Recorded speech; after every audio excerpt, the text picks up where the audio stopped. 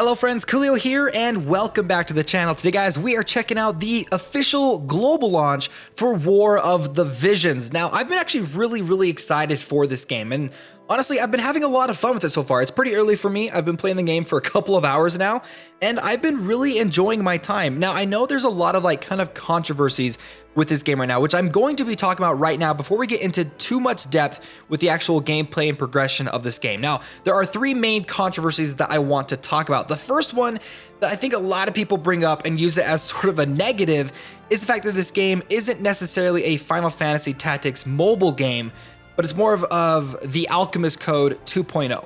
Now, is that necessarily a bad thing? I think in terms of actual gameplay, no, I don't think so. Now, in terms of monetization and progression, we're going to get into that in a little bit later. Now, I honestly don't think that's a negative that people are comparing this to the Alchemist Code. Now, the last time I played the Alchemist Code, I actually had a lot of fun with it. I really enjoyed the combat specifically in the Alchemist Code, and this game has that very similar combat. Now, the Alchemist Code itself is a mobile version, obviously tailored for mobile devices and mobile progression and long-term progression, gacha mechanics and things like that. But it is a Final Fantasy Tactics clone. So you could still say this is a Final Fantasy Tactics game, just built more around the mobile progression. Now, this is a turn-based strategy game built around a grid system. You have all of your units here on the left side and their speed and their turn order. You have special abilities and attacks and things like that. There is an auto function. I'm just going to go ahead and turn on auto function right now because the combat itself can get pretty in-depth. There is an elemental system, like water is good against fire. Lightning is good against water, things like that. There's also this pretty cool weapon system where certain enemies are stronger against slash attacks or weaker against piercing attacks. So you have to also kind of configure that into it as well. There's the speed mechanic where when you're activating certain abilities, they'll have a speed or a cost cooldown, which will kind of put them in order of when they're able to attack. There's different specialized abilities that you can get through this pretty interesting progression system, which I'll get into in just a little bit. But honestly, I love the gameplay in games like this, though I do kind of wish that the auto system isn't implemented as early as it is in this game. I think the second main storyline that you get into, the second story mission, auto combat is given to you right away, and then basically at that point you're going to be turning on auto combat and your characters do decent. They do fine. Obviously, maybe when we get into higher end gameplay and PvP, you're going to want to do a lot of this stuff manually. I do appreciate that auto combat is free. I feel that's kind of weird that I have to mention that nowadays, but auto combat is free. It's given to you right away. Now, talking about that kind of leads me into my second controversial thing I want to talk about is the VIP system. This game does have a VIP system, but I got to let you guys know, I've been playing this game for 2 hours and I didn't know where it was. It never popped up once. I knew there was some kind of ×2 speed locked behind the VIP system, but it never came up once. I never felt like I was hindered by the fact that I didn't have the increased speed. And I thought, well, maybe that'll contribute to the daily progression or a lot of the things that you need to upgrade your characters. But there's a limit to how many times you can do certain stages, specifically when it comes to progression stages. So the only thing that it really helps you out in increasing your overall progression is getting through the story faster. And right now they only have chapters 1 through 4. So even if you have the increased speed, you're going to finish chapter 4 or whatever, and then you're going to hit the grind like a lot of other players. You're just going to progress a little bit faster. Now, I'm not saying that it's okay that they have a VIP system. I'm not saying that it's okay that the ×2 speed or whatever is behind the VIP system. I'm just saying it wasn't that big of a deal so far since I've been playing the game. I've been having a lot of fun. I haven't worried about the VIP system. Now, if you guys want to know where that kind of ×2 speed comes into play, what I'm going to do is go ahead and turn off auto combat right here. Because honestly, it never came up for me. So since I've been playing the game so far, I had to kind of dig to find the VIP system in this game. So let me go ahead and wait for combat to take a pause for just a second.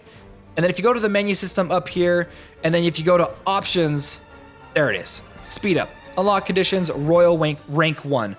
I had to dig to find where this was because I was looking all over the screen for a ×2 button. I clicked on this. I'm no, it's not going to be in options. I'm where's the ×2 speed functionality in this game? Now, we are going to go in a little bit more depth. What I'm going to do real quick. Now, this is the gameplay. You guys have seen the gameplay for this game before. It's fun. It's engaging. I really enjoy it. Now, let's go ahead. We're going to actually just jump back out. We're going to retreat out of the stage real quick. And I want to go through and talk about that VIP system. And I'm not the biggest fan of VIP systems. I've never really like hated VIP systems in games because I've never felt like they've affected me that much. But when you have like a very basic function like ×2 speed hidden behind a paywall, that's not okay. Now, if we actually go ahead and look up here at the premium currency I have in the game, now I actually went ahead and spent $1 in the game to see what would happen. This is kind of where it gets a little lame. In order to unlock the first royal rank, you will have to spend at least $5. Once you spend $5, you will unlock the 1.5 times speed function. And you know what? I may end up dropping $5 on the game. I'm playing this on Android. I've got the Google Play rewards. I've got like $3 left over. I may spend that much. I've been enjoying it enough. I may drop some money to support the developers and unlock the 1.5 times speed function. Not that big of a deal, honestly. But let me show you where the ×2 speed function is. Okay, this is where it gets freaking ridiculous. This is where like I honestly got mad. Rank 8. 2-point speed functionality, 12,000 gems. Are you kidding me? 12,000? You know how much that's gonna cost me? Oh my, like look at this. 5,000. It's ridiculous how expensive that is. Like, are you freaking kidding me? I spent $1 to unlock like the 60 one, right? The $60 one. $1 got me 60 points. So $5 would get me 300 to rank 1. That means I'd have to spend like $200. Are you freaking serious? Like $200 to unlock it? Oh my gosh. Okay, seriously, Gummy, you guys screwed up big time. Get rid of that. That's so stupid. Is it gonna hinder your overall gameplay? Not really, honestly. I'm gonna be honest with you guys, not really. But it's such like a basic thing that most games have that it's so stupid that it's behind a paywall. Really, really dumb, you guys. Really, really stupid. The next thing I want to talk about, the next kind of controversy, is character progression. Now, you guys know I'm not the biggest fan of games that use a shard system, but there are two different types of shard systems in games like this. There's the one that you see in like Marvel Strike Force, where if you want to summon a certain character, you have to summon a certain amount of shards first, and then use those shards to unlock the character. I hate that system. The system in this game isn't as bad as that system. I'm not saying it's great, it's just not as bad. When you summon a character, you will get the character right up front. Once you summon duplicates of that character, you will then get shards, which you can then do to limit break your character. So I need a total of 40 in order to limit break him.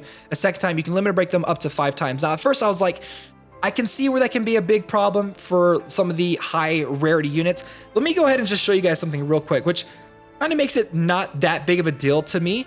Right now, they have the Final Fantasy XIV collab going on right now. If you wanted to summon for Final Fantasy XIV characters, this is the moment to do it right now. You can get specific characters from Final Fantasy XIV. They also have a Final Fantasy XIV special event going on right now, Shadowbringers special event, where you can get 2 characters. I already have one of them, which is great. But let's talk about the other one, okay? The other one is a ultra rare character. Now, this is where I was kind of like, oh, okay, like I can get, like, if you're trying to summon for him, it can be kind of annoying. So right here, you can either go and just straight up purchase him for 4,000, okay? Or if you head on over to the Mog Shop, they have a special event going on right now where if you play through the Final Fantasy event, you can get medals. You can accumulate enough medals to actually unlock the character completely for free. I'm okay with that. That's actually a good thing, okay? But then it comes down to like, well, I don't want to have to summon duplicates of this really rare character. Well, you can actually get unit shards right here, up to a total of 80. So trying to limit break him to the highest, you're probably going to end up having to summon for him. But I do appreciate the fact that this is kind of a little bit of, you know, some light at the end of the tunnel, that at least for upcoming banners and rare characters, we may have the opportunity to grind for those shards rather than just crossing our fingers and hoping that we're lucky enough to summon them in the gacha. So I appreciate that that's there. Again, it's not the best thing, but I don't think it's horrible that it's going to ruin the game. I feel like so many people are like, this game's ruined because of all these things. No, it's not. Okay, guys, it really isn't. It's like people like read comments and forums and stuff about these things and were like, oh, I instantly hate this game. Guys, take a second to actually play the game and realize it's a good game. It just has a couple of things here and there that are honestly really, really dumb. Now, there is one last controversial thing I do want to talk about when it comes to the summonings in this game. This game does have paid and free gems, which I think is really, really stupid. Okay, I don't like the fact that there's a split difference between paid and free gems in games like this. I get why developers do it. I just don't like it. It's something that I've never really liked. Now you can actually tell which banners are available for paid and free gems because it'll say right here, paid, I have 60, it's gonna cost 2,000 for the release commemoration, which I think, again, this is so dumb, forcing us to pay for like a celebration banner. Come on, you guys. At least this one right here, it looks like you don't have to spend premium currency or like the paid premium currency in order to do it. So I'm hoping that we're going to be able to jump in and do some summons on that. Now, before we do that, I've showed you guys gameplay. There is a bunch of special missions going on right now, like challenges where you can get a bunch of rewards for free, like summoning tickets. They gave out like a bunch of premium currency. There's a whole bunch of missions that you can play through to get a whole bunch of other stuff. They are giving out a decent amount of good things here and there. And also you do gain premium currency fairly quickly in this game. They do give out a decent amount every stage you complete and every mission, so I do enjoy that. That's nice. They have ads that you can summon if you really, really want to. You don't have to. They give you kind of like basic stuff. I'm not a big fan of ads in games, but if you're a free-to-play player, at least it's a way to get some stuff on top of that. Now, when it comes to the progression system in this game, it's very, very similar to the Alchemist Code. This is the one part of the game that I think some other people may not really enjoy, but actually I've been kind of enjoying it in terms of like going through and customizing your character. There's a lot of interesting mechanics in this game. Obviously, you've got the limit break, but there's also another way you can kind of go through and upgrade your character through the awakening system, which also increases their level cap, the same thing that limit break does. Limit break also increases the level cap of your job level too, so keep that in mind. Now, there's a couple of different jobs for each of the different characters. Basically, what the jobs do is once you've gone through and you've actually enhanced one of these jobs, you'll be able to unlock special abilities in the ability tree. And I love these types of horizontal progressions in games, these little things here and there we can kind of go through and unlock nodes. I love that. I really do appreciate it. And you have to use job points in order to go through and unlock all of these. I think these are kind of fun, and you can also go through and you can upgrade abilities using job points. So discipline raises own attack 3, it's level 3. I can go ahead and spend some job points. Now it's level 4. Attack stat effect up will be a lot better than before. So I do like the ability system. The awakening and limit break system, they're okay, and the job enhancing system again it's fine. Now, the other thing I think is kind of cool is once you've gone through and you've awakened them and limit broke them all the way to the top, you get this sort of ultimate ability, this Trust Master reward, which I do think is pretty cool, kind of give you like an incentive to max out a certain character to make them like really powerful, because I think that's kind of a fun thing. And then this proficiency thing down here I think is really interesting too. Now, you can go through and you can equip weapons onto these characters, and the longer they use that weapon, their proficiency with that weapon will increase, overall increasing their overall stats. So there's a lot of different ways you can go about upgrading the overall power of your characters that makes it so like even if you get towards the end game stuff, if you don't have enough to like limit break your characters because you don't have enough shards, there's a lot of other ways to enhance their abilities. So we'll have to see how that's going to eventually turn out down the line. Now let's go ahead. We're going to finish the video off. This has been kind of like a rant video, a lot of information thrown at you guys. Let's go ahead and we're going to do some summons. I'll have some more videos down the line for this game talking about some of the other stuff. But I just wanted to mainly cover the controversies of the game. Yeah, there are things that people aren't going to like in this game. Are they really game breaking? Are they going to like kill the game? Is it not worth it playing the game if these things are in there? Honestly, no. Like the game, I do think the game's worth playing. Just enjoy the game, you guys, okay? Sorry. All right, here we go. Let's go ahead and try to summon. Let's see if we can use our free summons to do this. Now, I know there have been other games where like they let you do the free summons and then like the second round is like you have to do paid currencies, which is really dumb. Hopefully that's not the case with this one. All right, here we go. Ooh, that one got enhanced. Got ourselves a mega rare character. Mega rare Ramada, a fire lancer.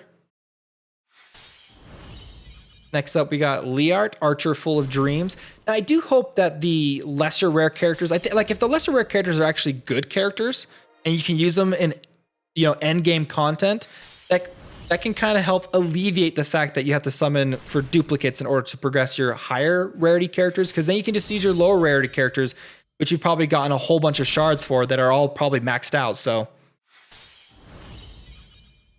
super rare. Murmur. So I got some shards for Murmur. Margaret, Azure Vision Sphere, which I actually do need one of those to upgrade one of my characters.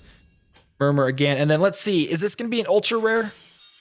Or it's one of those cards, the vision cards, Rock Cliff Titan Golem. That's another thing people may not like, is you can get, like, there's the vision cards, and then they also have espers in them too. So it's kind of like a 2-for-1 deal right there.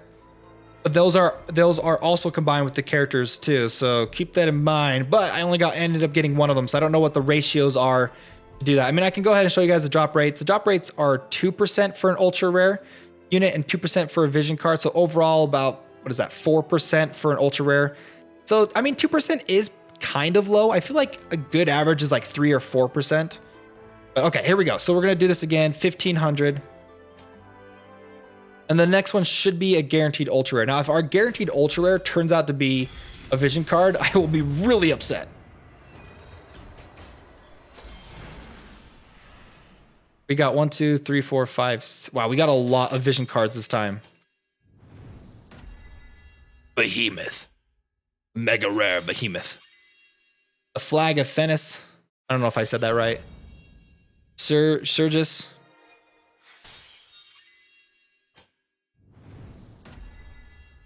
That guy looks angry.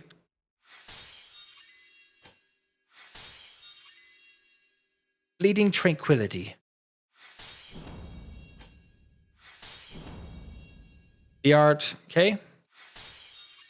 We didn't get, I don't think we're gonna get an ultra rare of anything this time. We got a mega rare character, a new one. Vistrail, mega rare Vistrail, Stranger of Self-Destruction. Now this next one should be our guaranteed ultra rare. And it only took me like an hour to honestly get enough premium currency in order to do this. So this next one should be our ultra rare unit is guaranteed. So hopefully we get someone good. Here we go.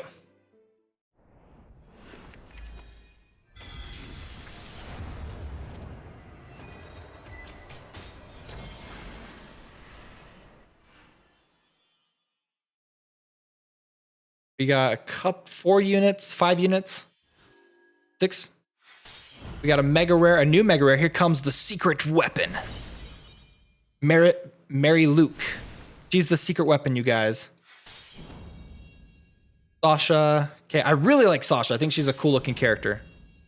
Flag of the Crystal Sanctum. Flag of the Crystal Sanctum. Uni. Invert Cathedral. Leart. We got a mega rare character. Is it going to be a new one? It is. I'm not going to die yet. I'm going to live through this. Live Lilith. I do like Lilith. And our next vision card, Magic Eye Beam Float Eye. And then our ultra rare is going to be, come on, give me someone like really, really cool. It's a white mage. I actually really, really wanted a white mage. I needed a healer on my team. Ultra rare, talented Ayaka. Also, there is one last thing I want to talk about. Some people are really upset that it's not easy to reroll in this game. And I think the biggest reason why they're upset about how it's not easy to reroll is because the Japanese version, it was pretty easy to reroll and they got rid of it for the global version. But I feel like a lot of people are just so obsessed with rerolling that they don't actually ever end up playing the game. That's just my opinion. But I do agree it's really dumb, again, that the global version doesn't have the reroll option. So whatever. All right, guys, that is my opinions on Final Fantasy Brave Exvius War of the Visions. I've been enjoying the game. I understand it's got its faults. I understand people aren't going to like it, but at least give the game a try. I think it's a fun game.